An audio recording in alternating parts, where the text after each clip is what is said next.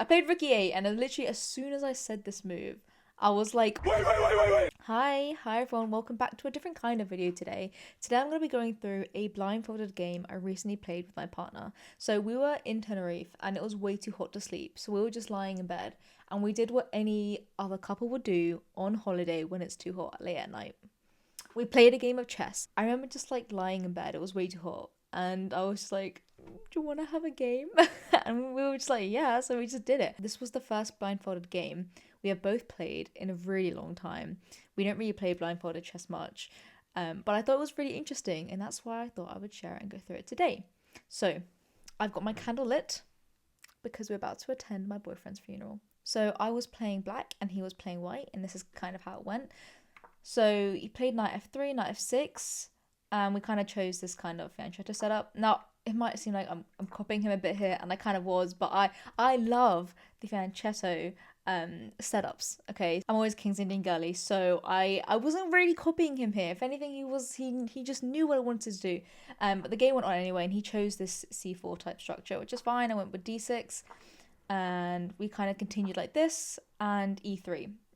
So it's kind of clear at the moment he's trying to go d4, so I just continue developing as I usually would, knight c6. This happens, and I trade in the center. Now here I shouldn't have taken, and I kind of knew I shouldn't have taken because I know he just takes with the pawn, and it's not terrible, but it's not really what I want. I did kind of miss this bishop g4 idea straight away. I didn't think much of it. I just thought if bishop g4, then f3. But then I kind of underestimated this idea of just retreating back and letting white deal with this annoyingness here, whilst keeping the tension in the center here. So I didn't really go for that. I did just end up taking, expecting him to take with the pawn, which would be slightly better for white here. And the aim here is really just to keep targeting through here. But actually, he instead took with the queen, which was the first kind of slight mishap in the game, I think. I didn't really expect him to take with the queen, but he did. And I thought this was a good opportunity for me to reroute my knight with the tempo. So I went knight d7, hitting the queen. He has to retreat back, and I played a5 here. The reason why I played a5 is because I wanted to go knight c4 here. I didn't want to be hit with this b4 nonsense, so I thought it would be best to just avoid it while I could. Played rook d1 here, which was a bit of a mistake. It's not so obvious as to why it is a mistake though. The key move that I played here was knight e5, and this is so strong because it's really targeting this weak c4 square. Not even a square, a pawn, and I think white should have really started defending this earlier. So instead of rook d1, he should have probably gone b3 to make knight e5 not come with so much of a blow. But leaving it last minute with rook d1 does mean that he went b3 now. However, things are a bit too late. And the best move here, which is something that I missed, I kind of glanced at it, but I underestimated it quite a bit. And that's bishop g4. And that actually hits this rook on d1. And the reason why this is so powerful now that the knight is on e5 is because f3 is not an option. We can actually just take here. Not even with the knight even, but even with the bishop, because this fork here is going to be really powerful. So yeah, that's not the best thing for white to do. And if he does move the rook again, well, then these light squares are just so weak. So after rook e1, there's actually this really nice knight f3 check move. Now, because of this super strong fork, white has to take this knight. And the white squares are just so incredibly weak around white's kingside area. In fact, black actually has some mating threats here. If white isn't too careful, black can go queen d7 to h3, and this is going to be quite a strong mating threat. So one of the ways white can combat this is to move their e4 pawn. This gives their pieces a bit more space, and so if black continues with their plan, they do have these ideas of queen d3, which hits this bishop, so we don't have enough time to complete our checkmate threats. Not to worry though, black does have some more threats. Instead of going the queen route, after e4, black has this chance to go f5. And if they take, rook takes, now that our rook is defending the bishop, we can actually now continue to do our queen d7 plan and maybe get this rook involved with rook f8. We can swing these rooks across, and actually black has the potential to create a really strong kingside attack here, all through the weakness of these really light squares. Another option is white can actually neglect this mate and just continue developing with bishop b2. This does cover this diagonal, because after queen d7, if we get preoccupied, they do have knight d5, which means after queen h3, you might think we're checkmating. However, knight f4 comes in really powerfully. Now this stops the mate and hits the queen and hits this bishop at the same time, because this was a previous threat. So whilst we can retreat our queen, we lose our dark square diagonal, and that's not what we want. So we actually can quite easily combat this by, instead of rushing to h3, we can play this really nice move e5 to stop it along the way. Now this avoids trading on this long diagonal here, so we maintain this really key defender in our position. And now we are threatening queen h3 because knight f4 is no longer an option. However, white still does have an option to defend, and that is with this really lovely move, queen c3. Now, you might think, what is that actually doing? Well, that is now enabling knight f4, because if we see it again, if black rushes to queen h3, knight f4 can still come because it defends mate, it defends the queen, but we can't take this time because this is actually a checkmate threat. So black does have to be careful. But here, however, it's not too bad to retreat. So this is very similar to the previous position. However, now we don't have to trade so early on this diagonal, and we are actually now threatening to take this knight. So white does have to retreat carefully, and whilst that happens, black can now continue their attack with f5 and get these pawns racing up the board. So altogether, we can see why bishop g4 would have been a much better approach, lead some very nice complicated tactics, and overall a nicer position for black. Instead, I went for a4. I kind of wanted to play a bit more tactically here. So I thought trying to break through on this queen side structure would benefit me. White can't take here either way because of this really weak open diagonal. I have knight c4 here, which hits the queen and the rook at the same time. So he couldn't take the a pawn with the knight, can't do it with the pawn either because the same thing happens. And whilst it's equal material at the moment, this diagonal is just way too strong. So he didn't want to take, which was fine, but then he plays this f4 move, which is something that I saw but didn't quite calculate. I mean, there's so much you can calculate when you can't see the board, but I thought I kind of was worried at this point in the sense of that I thought I was losing my a pawn here, but it turns out it's not. I decided to just drop back down to d7. The best way was actually going to c6, but I knew he wouldn't take the knight anyway because the light squares would be so incredibly weak. But I didn't want to risk it anyway because I love this knight. I love my knights. I love my knights. And I wanted to just save it. I really wanted to jump to some of these squares as well. It would just really complete my position. So I decided to go back here anyway.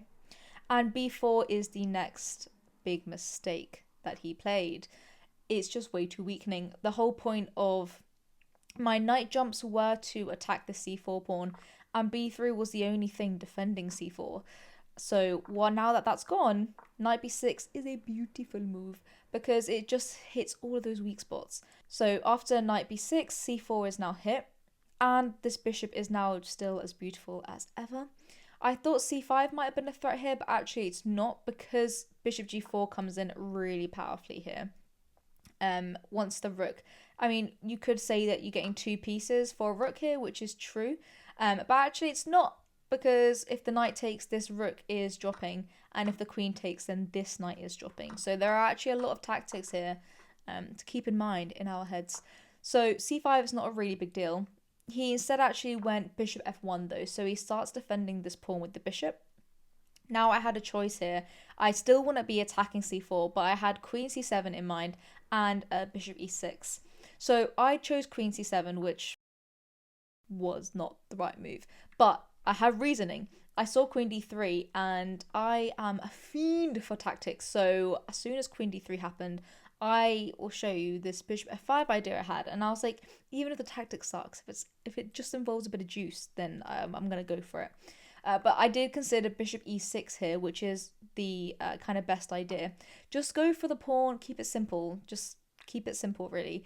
This way the queen actually can't defend with d3 because bishop can still take on c4, and this is just really powerful. So yeah, bishop e6 was definitely the better way to go around it. After queen c7, what I'd missed is I looked at knight d5, didn't see a problem with it because I can take and have opportunities to take here, but I didn't realize about knight b5. That's a move I kind of didn't really look at much, and here white just has enough time to get their pieces back together. And in this case, yeah, white still have some weaknesses, but now c4 is defended, This knight is now on a much better square that's better defended, still blocking the diagonal. It's not as easy for me to break in anymore, and white's kind of holding. But he actually missed this knight b5 idea and instead went with queen d3. And again, in this case, I should have added more pressure with bishop e6, and this would be almost basically winning this pawn on the spot unless we got this knight b5 idea again, in which I'll move the queen aside, but this pawn is very, very weak. At least now in this compared to the other line, the bishop is in front of the queen, which is much better for me now. However, instead I went for this bishop f5 tactic because it's a tactic, I want to go for it. Bishop f5 hits the queen and it kind of tempts him to play e4, which is what he did. And I decided to take on e4. Now, yeah, this is actually a bit of a mistake because, as I've just said, there are better opportunities here for black. Stuff like bishop e6. Also, these white squares are just so weak. Bishop g4 would have been much better here, as well as bishop e6. This is a bishop to keep because of how weak the light squares are for white in this position. But instead, I got too tempted by the tactics. I had to take the pawn, so I went for it. So the logic behind this tactic is if the knight takes, then this rook is falling on this diagonal. And if the queen takes, which is what he played in the game, then I still take this knight on c3. I've got this still lovely, beautiful diagonal here. And after rook b1, I thought I can now win this c4 pawn, so I'll be up on some material. I actually missed here this c5 idea, where I actually takes. It's not so simple. I can't just take straight away because of bishop e3. And this is something that I had missed. I think he looked at it, but he didn't quite calculate it enough to know if this was better for him. And in this case, I'm actually dropping this piece. So I need to be super careful. I need to actually just drop my knight back. And there are a lot of tactics here. This gets really tactical. So we didn't calculate this far into it. I didn't really see much about c5. So that's, yeah, mistake on my behalf. Instead, he played bishop b2, which kind of just traded the bishops. I was happy to go into this endgame, 2 pawns up. So we traded pieces here. Now, although he did trade in the game to simplify things, queen takes e7 is actually a better option for white. He didn't go for this because it does get quite complicated. If I go something like a3, then they bring the rooks across. I take on b4, he takes on d6. Now, it's not so clear. This can go to a nice rook endgame. However, actually, I did miss queen takes e7, the depth of it in the game. This endgame is still slightly better for black. However, I think this one is a better one for white to play. Their rooks are slightly more active. My pawns are a little bit more disconnected, and my rooks are kind of passive. So this is the ideal endgame that he would have wanted to go into, the lesser of two evils, really. A key note here as to why to go rook f2 instead of elsewhere. If white misplaces their rook and goes to d2, for example, then after we take on b4, if queen takes here, then what this means is that the rook will be off the second rank. And if there's no rook on the second rank, then our rooks can suddenly get very active by placing it there. And now we're hitting a2. And if they go back to defend, well, now we go rook c8. And although they've defended the position, this is a very similar endgame to the one we've just countered a few moves ago. However, black's rooks are much more aggressive here, and white's rooks are more passive. So we kind of flipped the coin here in this endgame, which is why this one is much better for black. So the rook placement is really subtle, but actually quite key here on using which rook you want to capture the pawn on d6. So he decided to just trade off the queens to make sure none of that stuff would happen. So now I've gone into this rook and pawn endgame 2 pawns up, but he's a very good swindler. So this wasn't going to be an easy endgame to win. I know it. So he then plays rook e2, pretty standard, and I played rook e8, and literally as soon as I said this move, I was like, wait, because I immediately saw rook d6. And this is just losing a pawn. It was just a silly tactic I missed. But I stood to my rules. I didn't do any takebacks, say piece, move piece. So I stuck with rook e8. And he did indeed just take on d6. So the reason why this is a tactic is because you might think, oh, is white just sacrificing a rook? Well, they're not really, because this is a deadly pin.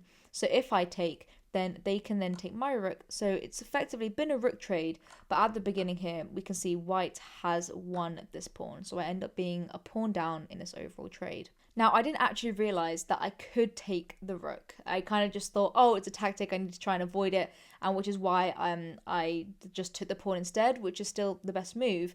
However, if I do take the rook, this is actually still just a rook trade. I lost a pawn, but I would have lost the pawn anyway here. So this going into this rook trade, although ideally what I wanted was a pair of rooks off the board, this is not really the ideal endgame I would have wanted, because it's not so easy. White can still save their pawn with b5, and if I try and chase it, then that's where their rook starts to get a little bit smart here, because if I take now, they take my pawn, and my pawns are not too great. I still have a 1 pawn advantage, however, they're not quite connected, they're not really doing much, there's still a lot of game left to play. The one main good thing about this position is starting to do a king run for black, because if we start to get our king active and white tries to do the same, then we can actually do this nice little trick with rook b2 check, forcing the king to go back, because if they start going in front, then they're going to start dropping these pawns. So white does have to be careful as well in this endgame. So okay, he takes on d6, but this is still not terrible for me because I get to take on b4. So I'm still maintaining my 2 pawn lead. I did take some time to calculate here because this endgame gets a bit trickier. So after rook d7, he is threatening to take the e7 pawn, and if I let both of his rooks on the 7th rank, there is potential for him to get some form of repetition if I'm not careful. I didn't want to allow that because I wanted to win this game. So what does this repetition look like? Well, let's say I allowed white to take on e7, and instead of taking the rooks off, which would be the best option, I didn't want to do that, and I moved my rook across here, for example. Then this would actually lead to white being able to gain that repetition, because if they take on f7, and let's say I just continue with my plan of trying to gain this pawn, well then here they can actually just continually check my king and I can't escape. So I decided to play a3, which is a bit of an interesting move here. I wanted to start being able to threaten some things and also potentially get this pawn to the end if I had the opportunity to do so. So if he takes the pawn now, this actually isn't very good for him, because once a pair of rooks are off the board, I don't need to worry about this repetition on the 7th rank. I can instead just continue with my plan of getting this pawn down the board. So he doesn't want to take straight away. He wants to try and build up his pawns elsewhere. So first he goes rook d3, which hits the a3 pawn, and I go rook a8. I thought a better move for him, what I thought he would do was rook e3. I thought this was better at first, because if I want to defend this pawn, the only way I can do it, if I go rook a4, I let go of b7, which is not what I want. But if I go rook a8 now, I thought now he can take on e7 with the double rooks, and I can't really avoid this repetition. I can go rook f8 to stop this pawn, but then now all the pawns coming off, and this is just an equal rook endgame. So I thought rook e3 was going to be the better shout in terms of getting me to go into a drawn endgame.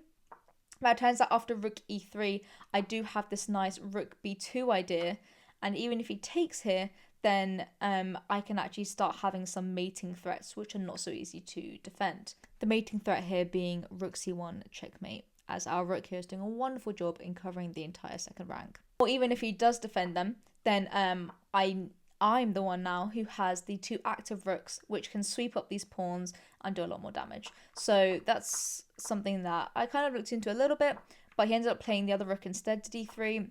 So here he decided to take the e7 pawn, which is quite natural. However, this was actually a bit of a mistake, because the beautiful move rook b2 has finally come to light.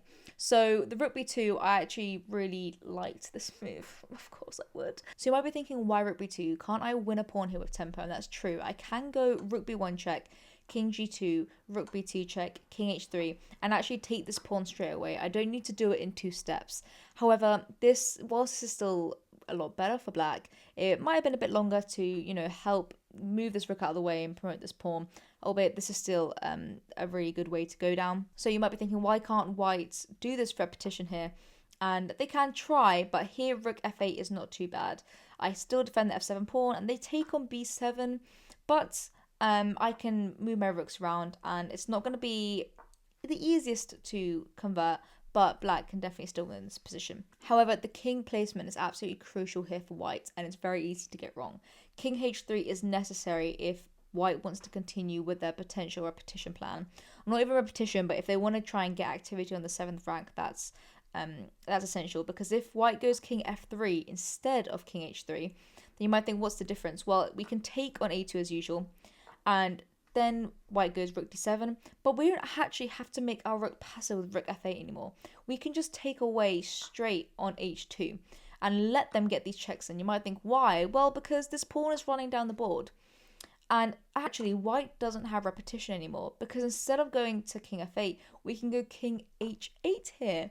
And this is so cool because white can't continue with their checks now that the black rook is also defending h7. So our pawn is free to promote, and we don't need to worry about any perpetual checks. So the king placement here is actually very important for white. But either way, I decided to go to b2 straight away. I didn't want to actually take this pawn straight away. The reason why I went rook b2 is not for the pawn specifically, but actually to chop the king off of the 2nd rank. I was going for mating threats, not for promotion just yet. I don't think that's the idea that he spotted. He went rook d7, and this is exactly the kind of potential repetition that I was worried about. So if I get carried away and start taking the pawn now, this is where that potential repetition comes in play, because they can take on f7, and even if I try and move my rook out of the way, well, they can actually start giving us checks like this, and we cannot escape these checks no matter where we move our king.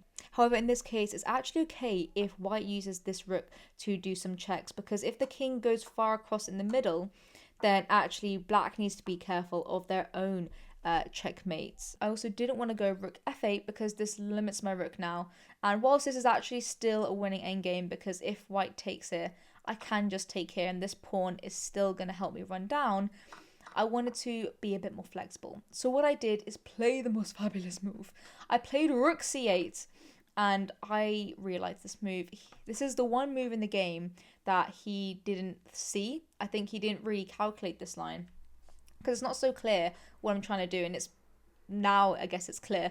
But I'm trying to mate him on c1 here. So this is threatening mate, and he has to trade a rook here. There's no way about it, because the king can't run away behind any pawns. So the best shot he has is either trading a pair of rooks here, which is what happened in the game, or retreating back to the 1st rank. And if that happens, then now I've got my 2 rooks on the 2nd rank. I'm going to whip up these pawns, and actually I can do my own checks if need be. So he decided to trade off a pair of rooks now to avoid this mate, and that's exactly what I did. And now this endgame is just completely winning for me. I can take on the pawn straight away, but instead I decided to play b5, because after rook b7, b4, he can't stop this b3, and there are some tactics here. White could try something like g4, however, then this is where b3 comes in with a crushing blow. If white decides to take the pawn, then I can push here and actually promote. And if they decide to take the pawn with the rook, I can still trade rooks and promote in this king and pawn endgame, because the king is just way too far away to even catch up. So there are some nice tactics here to finish off the game. However, we both saw this coming, and so he did resign earlier. So I saw these ideas anyway, but just in case, I thought he was going to try something like f5 as like a last minute thing, because look, we're playing these games in our minds. There is a possibility we can miss something. So I thought if I get too carried away and I just start taking pawns, I thought there was a possibility I could like miss this and be checkmated. I thought it would have been his kind of one last try. So that was our blindfolded chess game. I thought it was really interesting. It was really fun, seeing as you hadn't played one in such a long time. Obviously, a lot of these things would have been seen on an actual chessboard, but I always think these exercises are really fun just to have a bit of fun and also practice those calculation skills and visualization, etc. So I hope you enjoyed seeing me absolutely destroy my boyfriend in blindfolded chess. He is actually better than me, so this was a win. So yeah, let me know if you like chess yourself. Chess is also a very big part of my life. So I'm glad that I can actually share this with you. Thank you all so much for joining, and I'll see you all again really soon. Okay, bye. Bye.